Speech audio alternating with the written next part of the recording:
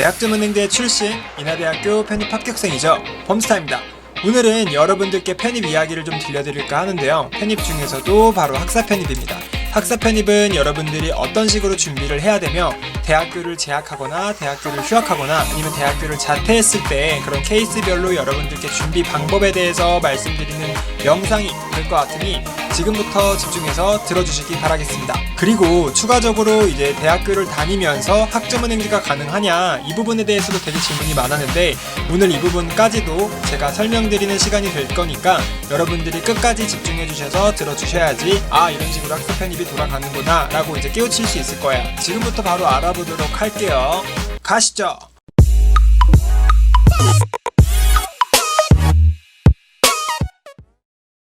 학사 편입에 대한 정의를 좀 짚고 넘어가 볼게요.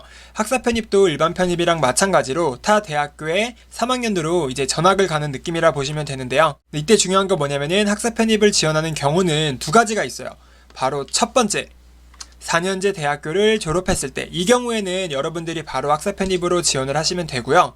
두 번째, 학점은행제를 통해서 학사 편입을 지원하실 때 이 경우에 대해서 좀 많이 케이스가 갈리는데요. 네, 일단 첫 번째 경우죠. 기존에 내가 대학교를 다니다가 자퇴를 하고 나서 학점은행제를 통해서 학사 편입을 하는 경우죠. 여기서 여러분들이 아셔야 될 건 이거예요. 기존 대학교를 자퇴한다? 자퇴라는 의미가 뭐냐면은 내가 전적대에서 이수한 학점들을 끌고 오겠다는 거예요. 학점은행제로 내 전적대 학점을 끌어오겠다. 이 말인 즉슨 또 어떻게 해석이 되냐면은 내가 전적대 학교가 꼴도 보기 싫다. 절대 돌아가기 싫다 라는 경우랑 일맥상통합니다. 근데 이때 장점은 뭐냐면은 내가 전적대에서 학점들을 끌고 왔기 때문에 내가 140학점을 취득하기 위해서 그 기간이 좀 단축된다는 거예요. 저번 영상에서 말씀드렸듯이 온라인 강의를 통해서 아니면 자격증을 통해서 아니면 독학사를 통해서 내가 140학점을 맞추는 그런 계획을 세우는데 거기에 이제 전적대 학점을 끌어오게 되면은 그 기간 자체가 단축된다는 것을 의미하죠. 기간이 단축된 만큼 여러분들은 뭘 해야 될까요? 그렇죠. 놀면 안 돼요. 편입 공부해야 됩니다. 그 시간 동안은 편입 공부를 해서 내가 남들보다 경쟁력을 갖출 수 있는 그런 의미 있는 시간이 되어야만 합니다. 두 번째 경우입니다. 대학교를 자퇴 안 하고 내가 학점은행제를 통해서 학사 편입을 하는 경우인데요. 어떤 분들이 준비를 하냐면요. 이제 대학교를 진학을 해서 내가 대학교를 다니고 있는데 갑자기 현타가 오는 거예요. 왜? 내가 좀 더 높은 대학을 가고 싶은데 이 대학교를 내가 졸업을 해야 되나? 이런 생각이 이제 들기 시작하는 거예요. 그래서 이제 학교를 좀 옮기는 방법을 생각해내다가 반수는 좀 어려울 것 같고 그래 편입이라는 제도가 있구나. 근데 일반 편입과 학사 편입이 있네. 근데 학사 편입이 더 유리하네. 그럼 학사 편입을 해야겠다. 이렇게 되는 거예요. 근데 이런 분들이 애매한 게 뭐냐면은 기존 대학교를 자퇴하고 나서 학점을 끌어온 다음에 진행을 하시면 되는데 하필이면 또 지금 진학한 대학교가 조금 괜찮은 대학교예요. 좀 자퇴하기는 좀 애매한 대학교. 내가 지금 대학교를 다녀서 졸업을 하고 학사 편입을 하면은 너무 오랜 기간이 걸리고 또 내가 기존 대학교를 보험으로 좀 깔아두고 싶고 이러다 보니까 이제 이때 학점은행제가 등장을 하는 겁니다. 그래서 이때 기존 대학교와 학점은행제를 병행하는 방법을 생각하게 된 거죠. 근데 이때 집중해야 돼요.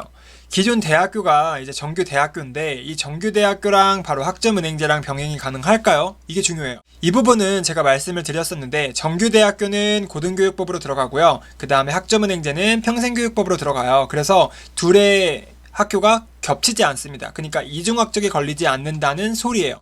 대학교를 자퇴하지 않고 학점은행제를 진행하는 경우에는 바로 또 두 가지가 존재하는데요. 기존의 대학교를 휴학하는 경우 또는 기존의 대학교를 재학하는 경우 이렇게 나눠집니다.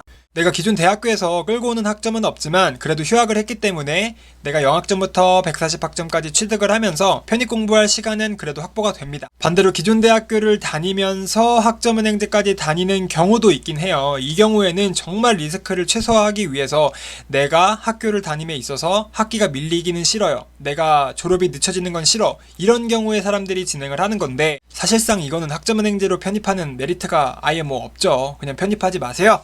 이거는 왜 제가 하지 말라고 하는 거냐면은 물론 주관적인 의미긴 한데 기존 학교 공부를 하면서 학점도 잘 받으면서 내가 학점은행제를 통해서 학점을 취득하고 나서 편입 공부까지 해가지고 편입할 확률 이게 정말 얼마 안 됩니다. 결국 2마리 토끼 아니 3마리 토끼를 잡아보겠다는 건데 이거는 사실상 좀 어렵다고 보셔도 됩니다. 좀 불가능에 가까워요. 기존 대학교의 학점도 떨어질 뿐더러 내가 편입을 한다고 해도 그 대학교가 정말 마음에 드는 대학교가 아니라 정말 성적에 맞는 대학교이기 때문에 그만큼 합격 가능성이 낮아지기 때문에 별로 추천드리는 방식은 아니에요. 이제 영상의 포인트 나갑니다. 여러분들은 절실함을 가져야 돼요. 그러니까 돈을 벌든 뭐 공부를 하든 사업을 하든 절실함이 있어야지 다 성공할 수 있는 건데요. 여러분들이 만약에 떨어질 걸 대비해서 플랜 B, 플랜 C, 플랜 D, 뭐 플랜 Z까지 세워놓는다면은 그만큼 절실함은 떨어져요. 왜냐면은 내가 이걸 떨어지더라도 리스크가 없으니까 현실에 안주하게 되는 거죠. 이게 가장 큰 문제점이라고 볼 수 있습니다. 그래 때로는 여러분들이 과감하게 다 버리시고 포기하신 다음에 확실하게 도전을 하시는 게 가장 합격 가능성을 높일 수 있는 지름길이라고 저는 생각을 합니다. 그리고 기존의 대학교를 아예 다니지 않았던 분들이 예를 들어 고졸분들이죠. 이런 분들이 만약에 편입을 하신다고 하면은 그냥 학점은행제를 통해서 편입을 하시면 되는 거고요. 학사 학위를 취득하기 위한 과정은 1년 2개월에서 1년 6개월 정도의 기간이 소요되니까 여러분들이 이 계획을 잘 수립하셔서 편입 영어 또는 편입 영어 수학이랑 같이 밸런스를 맞춰서 내 목표 하는 대학에 맞게 공부를 해주시면 좋을 것 같아요. 내가 기존에 학점으로 인정되는 자격증을 취득했다면 그만큼 기간이 줄어드는 거니까 그런 것들을 다 챙겨가시기 바라겠습니다. 네, 그래서 오늘은 이렇게 대학교를 다니면서 혹은 휴학하고 나서 혹은 자퇴를 하고 나서 어떤 식으로 학사 편입을 하는 게 나을지 이런 부분들에 대해서 설명드리는 영상이었고요. 여러분들이 좀 갈피가 안 잡힌다거나 전 어떻게 해야 돼요? 라고 이제 궁금하신 분들이 있을 거예요. 그럴 때는 하단에 댓글 보시면은 제가 답변 남겨드릴 테니까 여러분들이 질문 남겨주시면 될 것 같습니다. 여러분들이 질문하자마자 바로 답변을 드리는 그런 반응 속도를 보여드릴게요. 그래서 해당 영상이 여러분들이 학사 편입을 준비하는 데 있어서 조금이라도 도움이 됐다라고 하시면은 구독과 좋아요 한 번씩 부탁드리겠고요. 다음 영상에서도 여러분들의 기대 많이 부탁드리겠습니다. 지금까지 범스타였습니다.